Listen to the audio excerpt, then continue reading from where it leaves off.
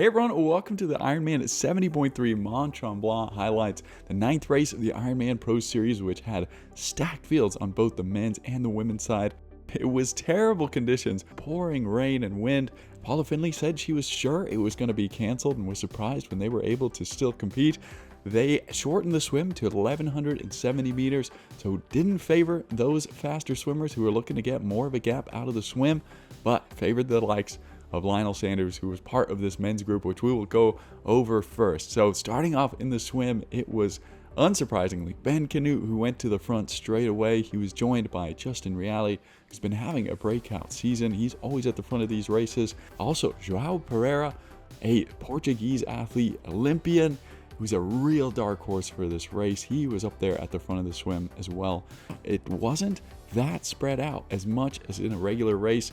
Everybody knew it was a shortened swim, so they were going to go all out. It was also a wetsuit swim, which tends to favor those weaker swimmers as well, so it didn't get as spread out as normal.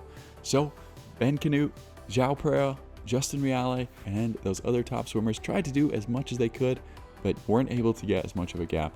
Now Ben Canute, and you can see him here doing a bit of backstroke, seeing where everybody else is at before they got out of the water, and it was João Pereira who got out first, leading the way and hoping to get a bit of a gap jumping onto the bike, knowing that that would be his weakest leg.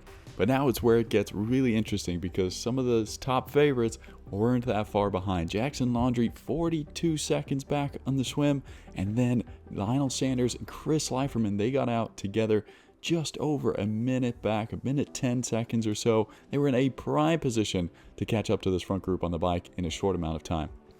That front group contained some strong cyclists with Ben Canute, Justin Reale, and Matthew Marquardt, who we knew was going to have to play his cards here on the bike, as he had only got about 30 miles of running in the last 6 weeks due to a stress reaction injury since Texas.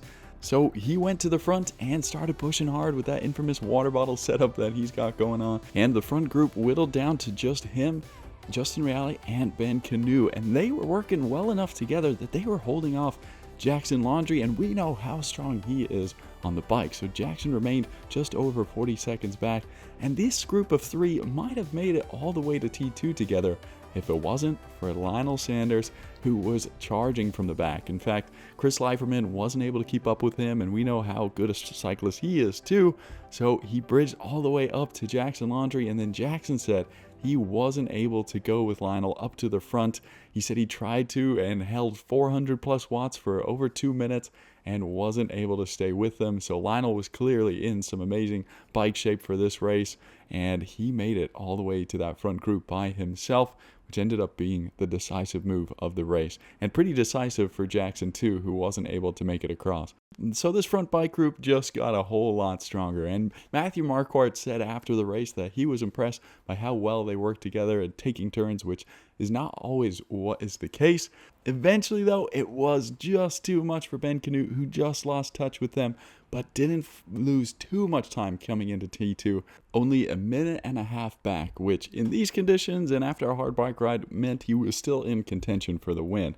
Whereas everyone else in the field, Jackson Laundry was closest after him coming off the bike, but he was 4.5 minutes down, and everyone else was over 5 minutes back. So it was going to be a winner from this front group.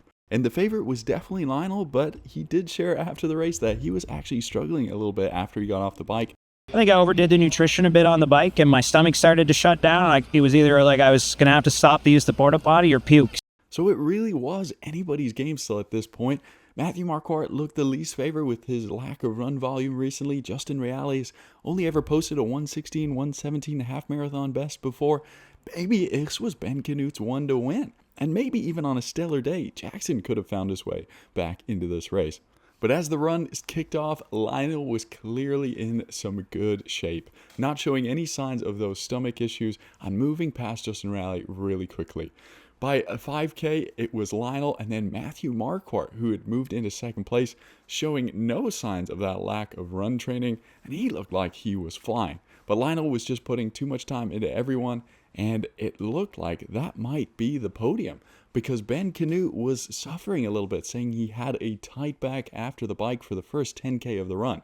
However, things would change because Ben started to loosen up, and Matthew Marquardt began to cramp right at the very end and started losing time just like he did in Texas and allowing Ben back into the race.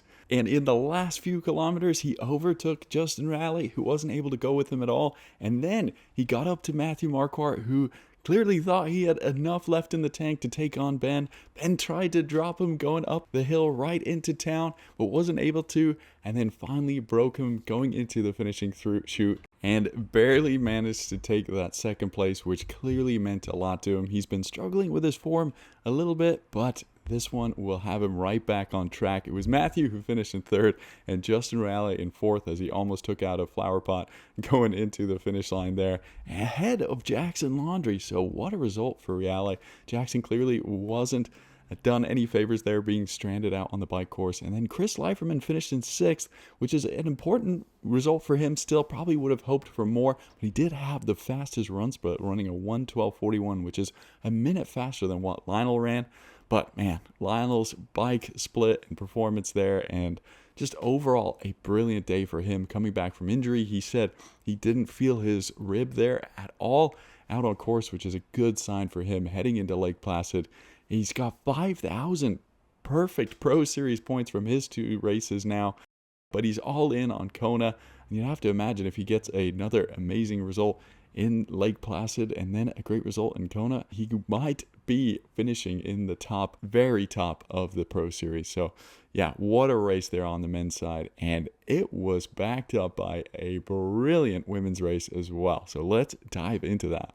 So the women started 5 minutes behind the men, which is great. Sometimes they start a little closer to the men, but this meant that they would most likely, especially with the shortened swim, not run into any of the slower pro men, and that the women would have their own field of play, which was excellent.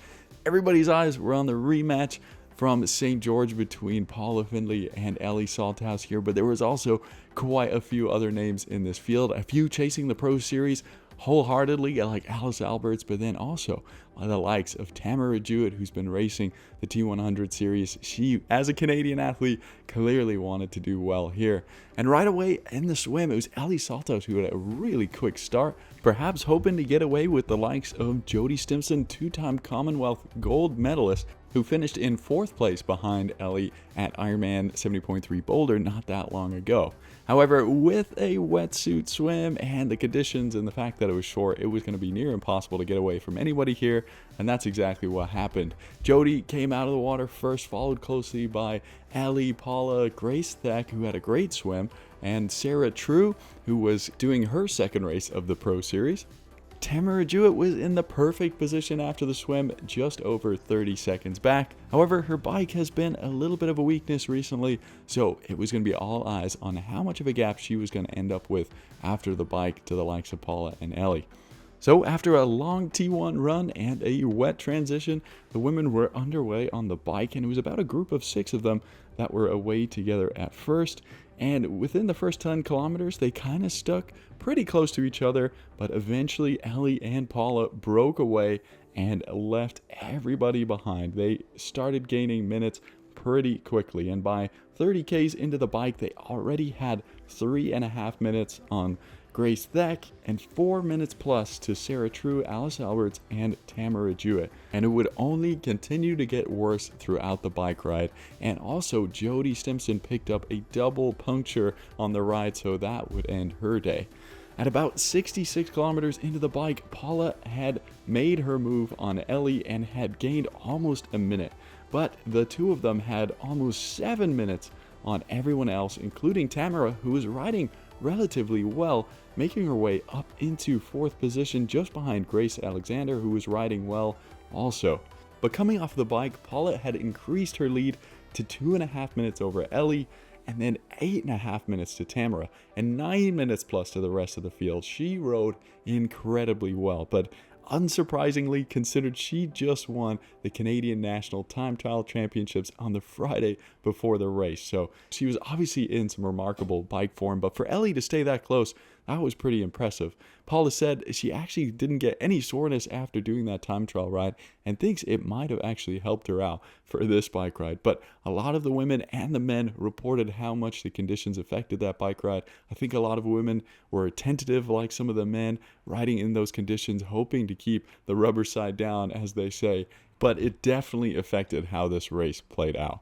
But now we had to wait and see whether either of them had overbiked, and 2.5 minutes for Ellie wasn't that big of a gap, especially coming off of the form she was in from winning Ironman 70.3 Boulder, and Tamara Jewett 8.5 minutes back. It seemed impossible for her to move up further in this race with how good Ellie and Paula are on the run as well. But with Tamara's run speed, I have to keep reminding myself nothing is impossible, and we were in for one heck of a finish to this race.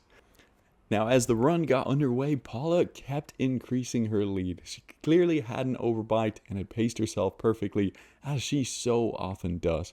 Ellie didn't look like she was struggling necessarily, but just didn't have that extra gear that she needed. And now Tamara definitely had that extra gear. And at 15 kilometers into the race, she had cut that gap to just 1.5 minutes. And then at the very end, she caught up to Ellie, and Ellie responded. She wasn't going to let all the work that she'd done go to waste that quickly, and she tried to hang on to Tamara, but Tamara, you can see by these images, had a bit between her teeth, and she was not gonna let go of that second place that she had worked so hard to earn. Could you imagine the amount of mental strength it took to keep running that hard from so far back to get all the way to where she was? And in the end, her speed was just too much for Ellie, who had to let her go and settle for third place. And you can see just how badly it hurt these women to have that kind of finish at the end of a 70.3. It was very similar to Ben Canute and Matthew Marquardt on the men's side, and we were just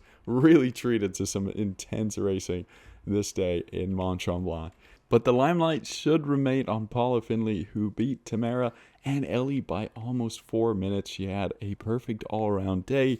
She moves up into 11th place in the Pro Series, just with 3 70.3 races, a third place at Oceanside, first at St. George, and now first here in Mont-Tremblant. She might find herself finishing quite high in this Pro Series just by racing 70.3s alone. I can't wait to see what these three women do next. It is so exciting to follow them. But next up in the Ironman Pro Series is Ironman 70.3 Les Sables d'Olonne next weekend, which has got another stacked start list. And I will be trying to cover that race for you as well. So make sure you subscribe to the channel, become a channel member if you want to see these videos continue. It really helps. I couldn't do it without your support. So please consider that. And thank you so much for watching. We'll catch you in the next one.